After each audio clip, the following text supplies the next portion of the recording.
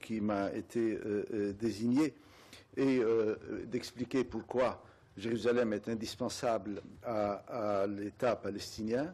Je pense que la réponse peut être faite très rapidement pour pouvoir passer avec plus de détails sur la situation actuelle de la ville et ce à quoi elle fait face.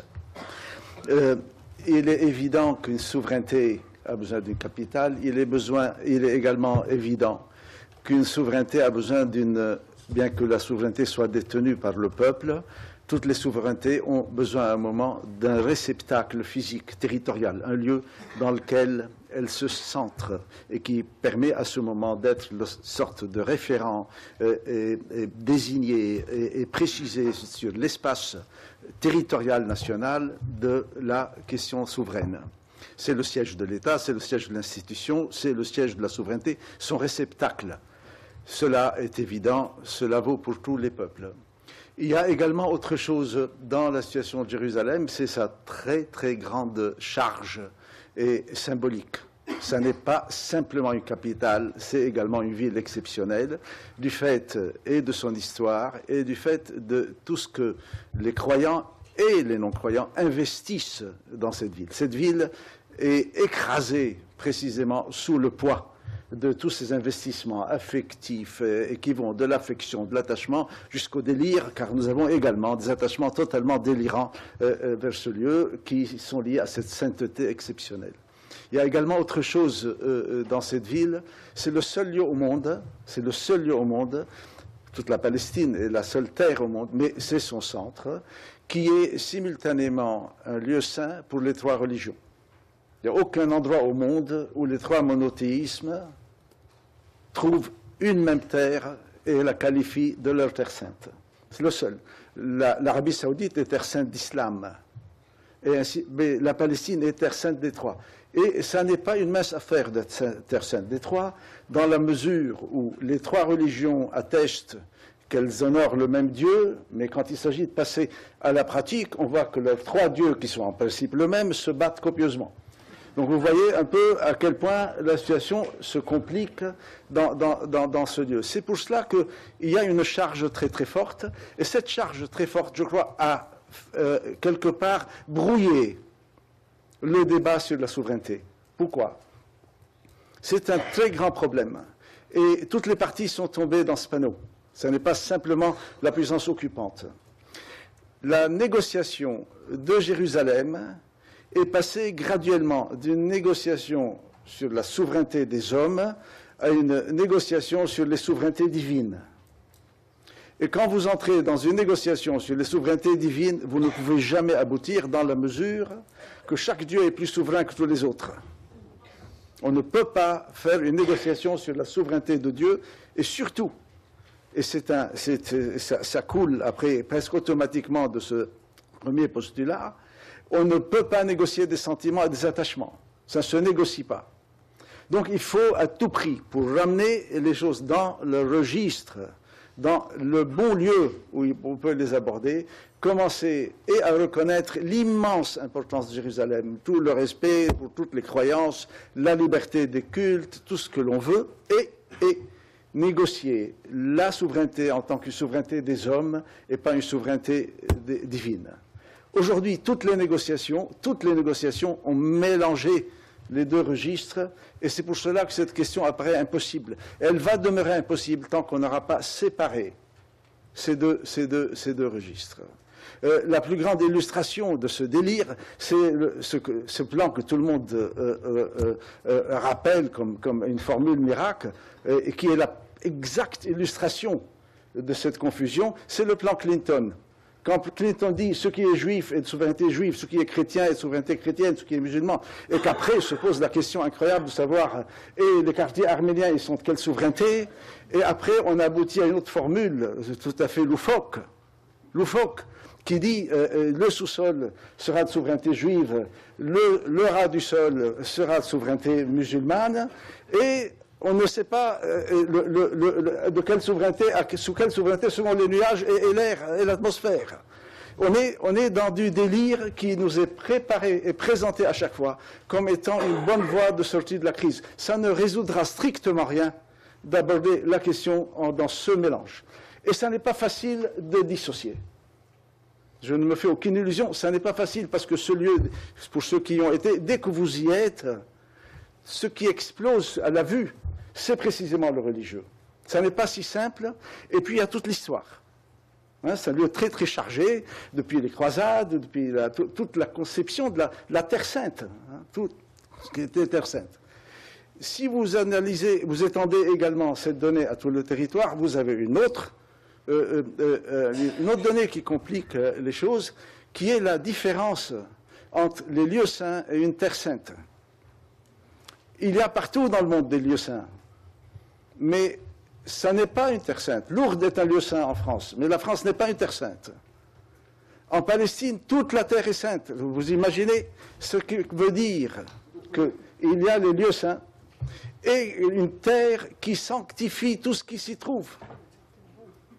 Vous voyez un peu à quel point cette question de la capitale et de la souveraineté dépasse de très loin simplement ce qu'on pourrait trouver dans les manuels de sciences politiques sur comment fonctionnent les souverainetés, où se trouve le siège de l'État, qu'est-ce qu'une capitale.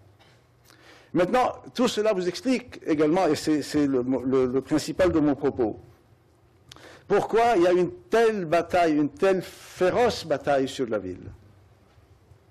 Ça n'est pas uniquement de l'ordre du politique, c'est également de l'ordre d'une sorte de légitimation divine. Alors, qu'est-ce qui se passe aujourd'hui dans Jérusalem? Vous avez une politique systématique, je suis tout à fait d'accord avec ce qui a été dit, sur ce qui peut apparaître comme une démarche cohérente, planifiée, et en même temps une sorte de pillage dans la pagaille. Mettre la main par-ci, par-là. C'est vrai qu'il y a ces deux vecteurs. Et c'est vrai que cela pourrait apparaître comme étant quelque chose de contradictoire, à savoir, mais que veut donc la puissance occupante?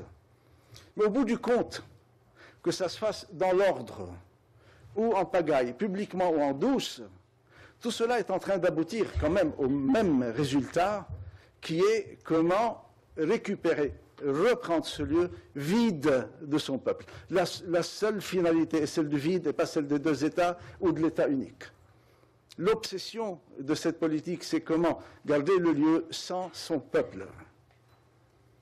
Voilà le processus. Alors, on a plusieurs registres à l'œuvre aujourd'hui dans Jérusalem, et nous sommes confrontés à cela quotidiennement dans notre travail, notamment à l'UNESCO, puisque l'archéologie, pour commencer, c'est le lieu idéal pour les archéologues. Vous savez, toutes les strates, ils sont tout ce que vous pouvez imaginer y est. C'est un lieu passionnant pour les archéologues, sauf que depuis quelques années, le monopole des fouilles dans Jérusalem, et pas simplement la vieille ville, mais également au sens élargi, a été confié à une association d'archéologues, de pseudo-archéologues des colonies.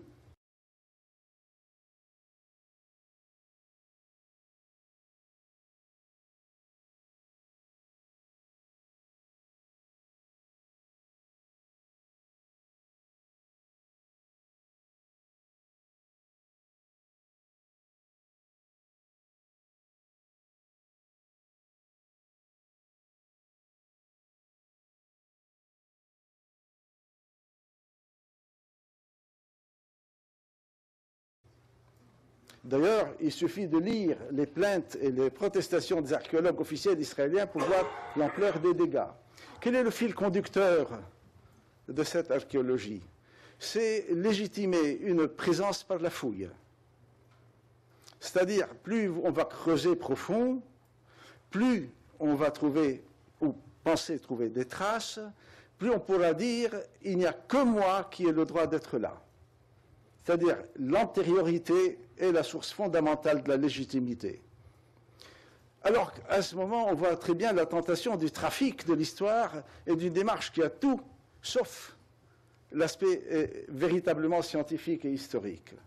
D'ailleurs, s'il fallait prendre à la lettre cette démarche de l'archéologie israélienne, il faudrait, si la formule des deux États marche, que l'État d'Israël quitte toute la région qu'il occupe aujourd'hui pour rentrer vers la Cisjordanie, parce que c'est là qu'il y a des vestiges hébraïques, et qu'il donne à l'État palestinien tout le territoire actuel de l'État d'Israël, parce que dans le territoire actuel de l'État d'Israël, quand vous allez très profond, vous trouvez du cananéen et pas de l'hébraïque.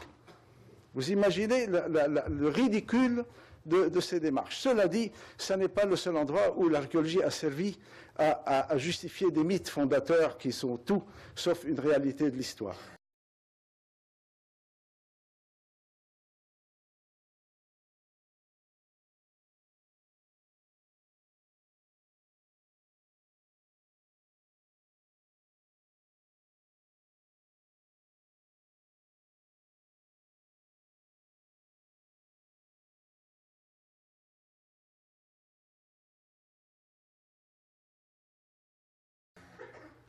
Mais cela également, dans le cadre de Jérusalem, est en train de mener à des destructions gravissimes, car ces colons archéologues, quand ils tombent sur des strates qui ne sont pas hébraïques, eh bien ils les détruisent.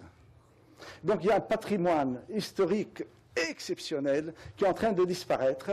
Nous avons eu récemment, grâce à deux Palestiniens qui sont arrivés à y aller, à photographier pendant... Il y a deux églises byzantines qui ont été dégagées dans des travaux à l'angle de la Bab al-Khalil, de la porte de Jaffa, et où il y a la citadelle de David, parce qu'il y a un projet de rénovation pour faire un musée dans la citadelle. Deux églises byzantines ont été dégagées. Nous avons les images, nous avons présenté, ça n'a strictement pas donné d'effet, mais bon, tout le monde était indigné, mais il n'y a pas eu d'acte. Après, nous avons présenté à l'UNESCO.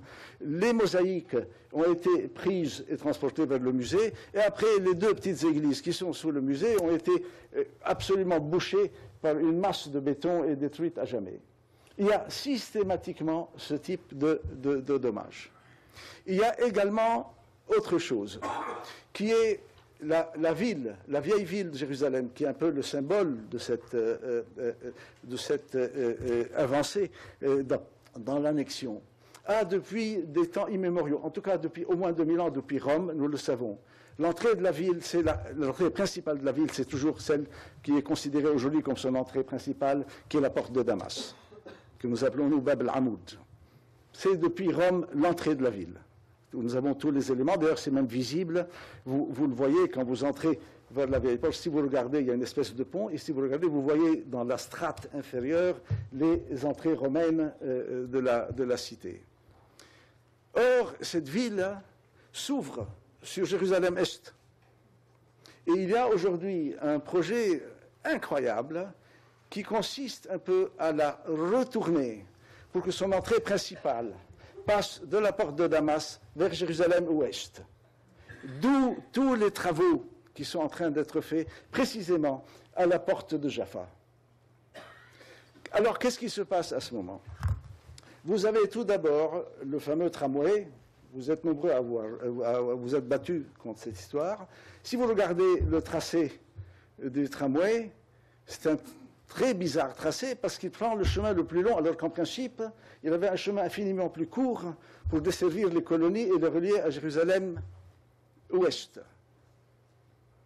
Et ce chemin le plus long, si vous le regardez du point de vue de l'encerclement et de la strangulation, de l'étranglement, vous comprenez pourquoi il est infiniment plus long et pourquoi il y a tellement d'autres stations. Mais il y a aussi autre chose qui est en train de se passer maintenant dans le sous-sol. Sous couvert d'améliorer la vie quotidienne des gens, sous couvert que tout le système des égouts, des évacuations des eaux, des câblages dans la vieille ville sont devenus obsolètes, etc., Israël, dans un grand geste d'amélioration de la condition des citoyens palestiniens, a décidé de remettre à neuf tout le réseau. Avec ce détail, il est désormais entièrement relié au réseau de Jérusalem-Ouest. C'est une annexion par le sous-sol, sans parler des tunnels, sans parler du reste. Et tout cela s'accompagne d'une politique de gros problèmes quotidiens pour la population palestinienne de la ville, et qui n'est pas uniquement dans la vieille ville. Il n'y a pas de permis de construction, alors que la population se développe sur le plan démographiquement. Il n'y a pas de politique, même pas rassurante, mais simplement correcte, par rapport aux Palestiniens de Jérusalem-Est, qui ont tous, comme vous le savez, des sortes de cartes de séjour, des permis de résidence, parce qu'il y a une politique systématique, soit pour les supprimer, soit pour les annuler, soit pour les rendre absolument obsolètes, ces papiers de résidence, par le fait que le mur passe et, juste sur son passage, rejette en dehors du territoire à proprement parler, considéré comme Jérusalem-Est, rejette des milliers de Palestiniens qui se retrouvent offerts comme un cadeau. D'ailleurs, il y a eu une déclaration formidable des Israéliens disant l'autorité palestinienne devrait être très très contente. Par exemple, dans la région de Ram et d'autres, vous venez d'avoir plusieurs milliers de Palestiniens qui passent désormais sous votre juridiction. Dans la foulée, ils ont perdu leur résidence à Jérusalem-Est et ils ne peuvent même plus entrer à Jérusalem-Est. Alors, c'est des familles qui sont complètement disloquées. Sans parler des passeports déchirés aux frontières quand des gens rentrent parce qu'ils travaillent en dehors de la Palestine mais qui sont résidents de Jérusalem, les doubles nationalités qui se font au détriment, et ainsi de suite. Donc, il y a une politique systématique de vidage de la population.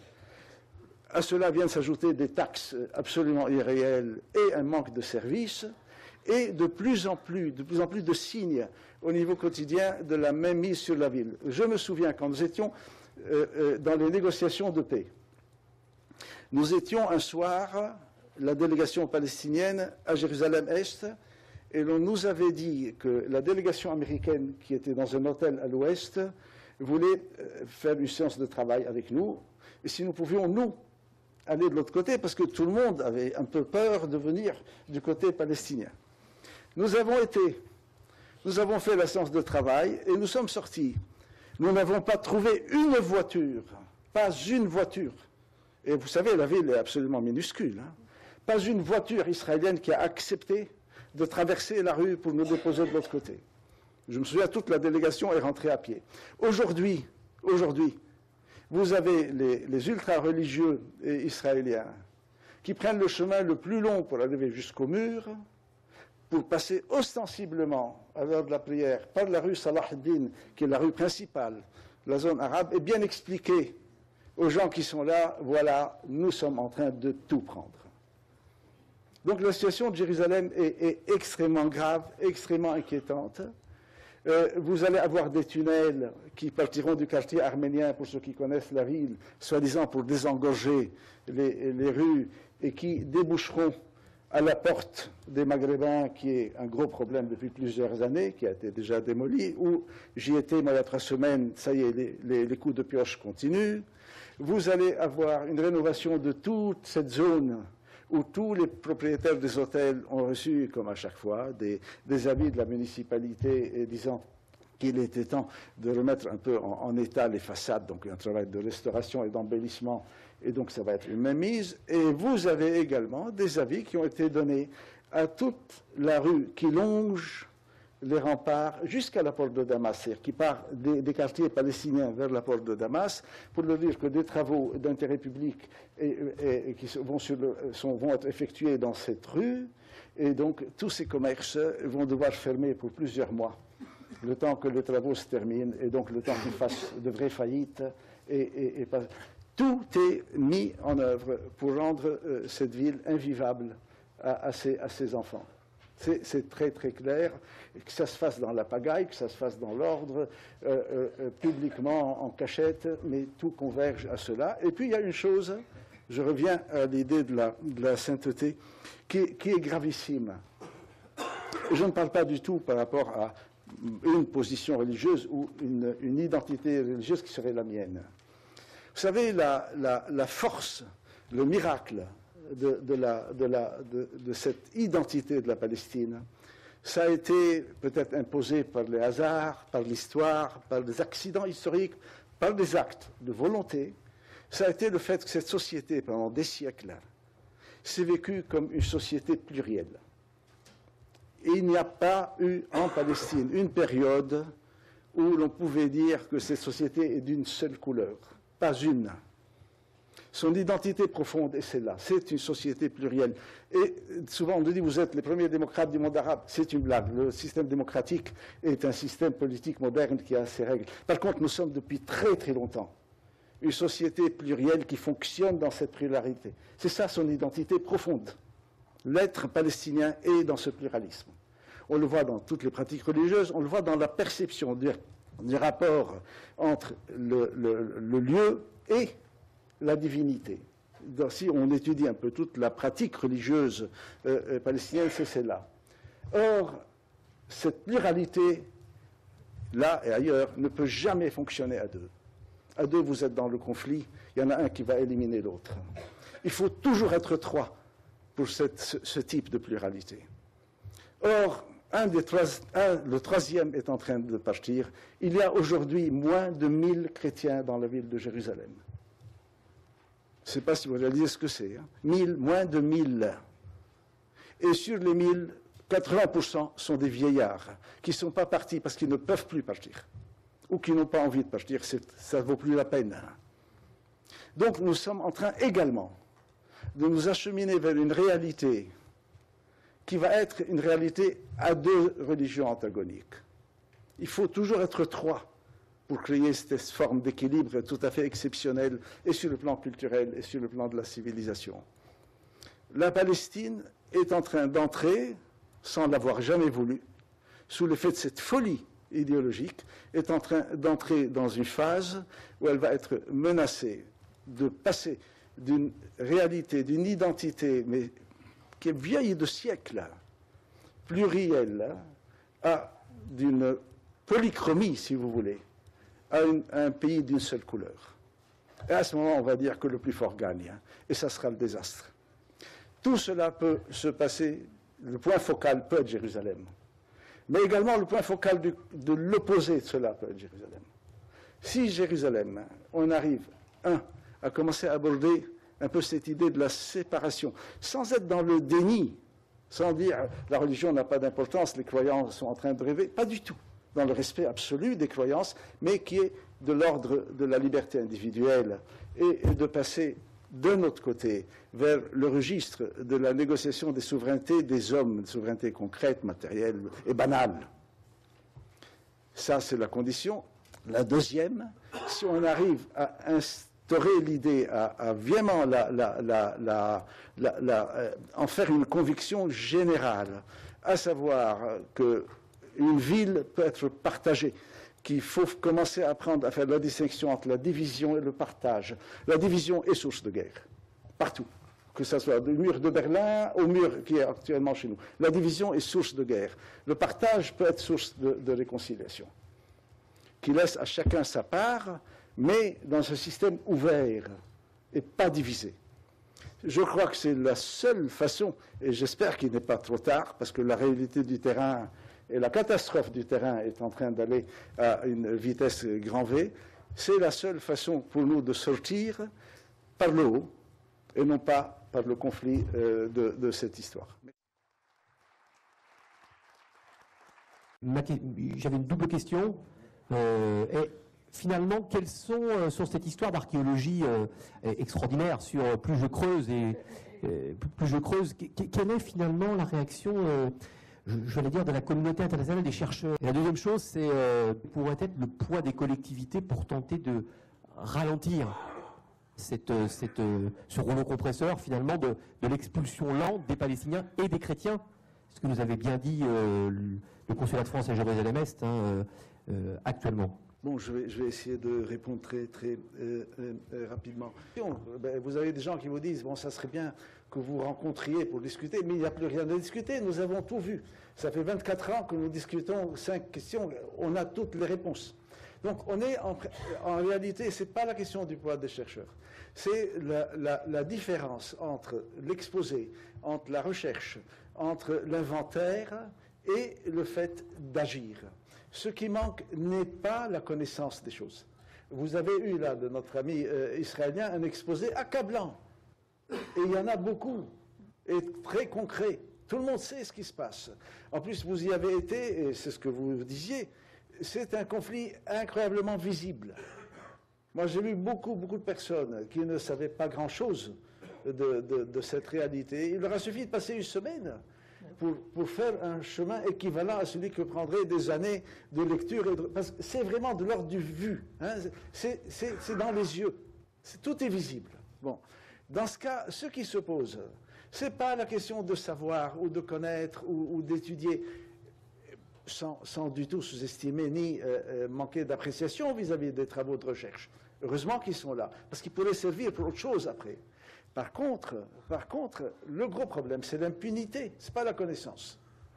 Tout le monde voit, tout le monde sait, et personne ne fait. C'est le fond du problème. C'est la question de l'impunité, et c'est là, bon, vous rendez hommage à Stéphane tout à l'heure, c'est le fondement de l'attachement à la question du droit. C'est la question de l'impunité, il n'y en a pas d'autre. Tant que ce gouvernement, cet État, continuera à être impuni, on pourra faire beaucoup de choses. On ne fera que ralentir ou alléger. On ne résoudra pas. Oui, ça c'est une chose, je crois, qui est fondamentale. Le poids des collectivités est exceptionnellement important, beaucoup plus qu'on ne pense et beaucoup plus que n'importe où ailleurs. Pourquoi? Parce que c'est un monde assiégé. Les Palestiniens sont sous le siège en permanence depuis des années. Le siège du mur, le siège des barrages, le siège des restrictions administratives, juridiques, des dispositions, le bon vouloir comme des autorités militaires qui s'appellent autorités civiles, c'est un peu moins indécent, mais qui sont en fait totalement... tout cela, c'est de l'encerclement et de l'étouffement. Parce que comme je vous l'ai dit, le but final de l'histoire, c'est que ça ne soit plus possible pour ce peuple de rester chez lui. On ne peut plus faire une Nakba à la façon de 1948. C'est trop compliqué et le monde ne marcherait pas. En 1948, ça s'est passé en un clin d'œil et très peu de gens ont vu. Je peux vous assurer, si vous revenez par exemple au Monde, le journal Le Monde en 1948, pendant toute la guerre d'expulsion, vous n'avez pas une nouvelle en première page du Monde.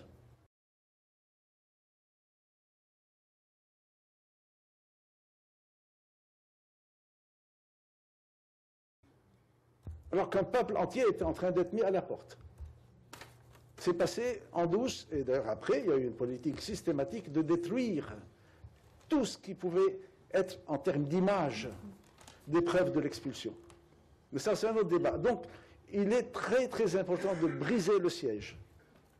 Ne serait-ce que pour permettre à ce peuple de continuer à s'entêter, à s'obstiner. C'est une guerre d'obstination, c'est une guerre... Qui est celui qui aura la patience la plus longue?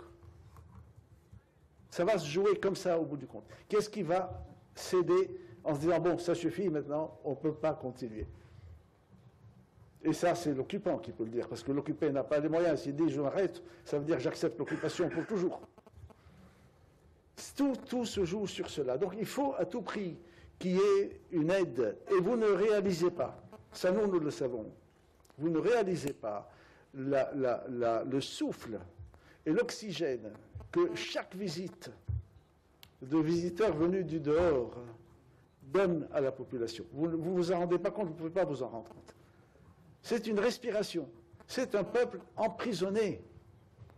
Même si vous le rencontrez chez lui, dans ses maisons, dans ses rues, il est en prison. Et il y a de cela bien sûr, il y a des autres aspects de la collaboration, l'aide matérielle, les petits projets, etc. Tout cela est fondamental. Mais il y a cette dimension-là qu'on ne voit pas d'habitude quand on y va. Vous aidez une société prisonnière à respirer. Donc, ça n'est pas du tout simplement de l'humanitaire ou de la coopération ou de l'aide, c'est plus que cela. C'est pour ça que c'est fondamental. Et donc, il ne faut pas se décourager en se disant à quoi ça sert. Non, ça sert fondamentalement à cela.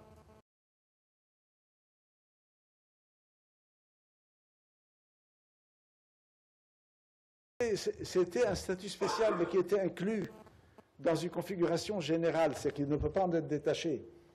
Le corpus, ça avait été appelé le corpus separatum, hein, le statut de Jérusalem, était inclus quand même dans la recommandation de partage de l'ONU qui créait un État palestinien, un État israélien, et le statut de Jérusalem, et d'ailleurs, on n'en parle pas beaucoup, Nazareth devait également avoir un statut particulier. Et c'est ce qui a sauvé la population. C'est pour ça qu'à Nazareth, il y a eu moins d'expulsions qu'ailleurs, parce qu'elle était sous protection française à l'époque. C'est ce qui a empêché la Haganah d'aller beaucoup plus loin. Donc, il y a ce statut, mais il est juste une idée détachée, vous comprenez, d'une configuration plus générale qui, elle, a été réduite en miettes, qui a volé en éclats. Le plan de partage et les frontières du plan de partage, il n'y en a plus rien sur le terrain dans la réalité. En plus, le fait d'avoir accepté, en 88, je parle de la Palestine, d'entrer dans la négociation sur le principe des deux États,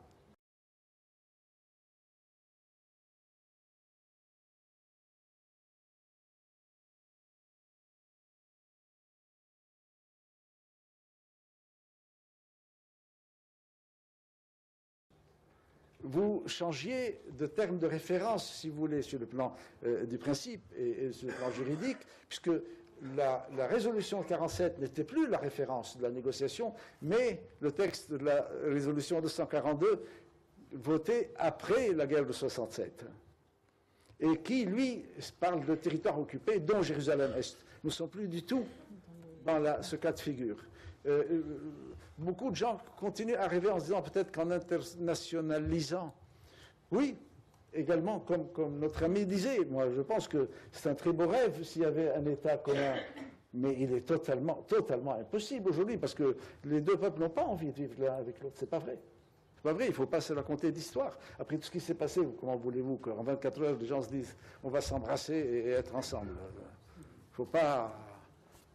Peut-être que les deux États permettront à un moment d'aller vers cette réalité-là.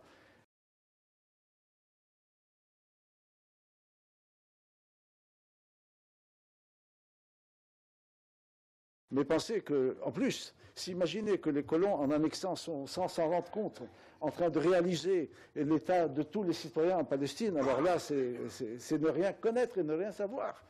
Vous voyez que ceux qui annexent se disent, c'est très bien, on va annexer comme ça, prendre chez nous 2,5 millions de Palestiniens, c'est formidable, on va être tous ensemble. Pas du tout. Ils annexent pour que les gens partent. Donc, ces idées-là, elles sont belles. Mais malheureusement, elles n'ont plus de matérialité dans la réalité. Voilà.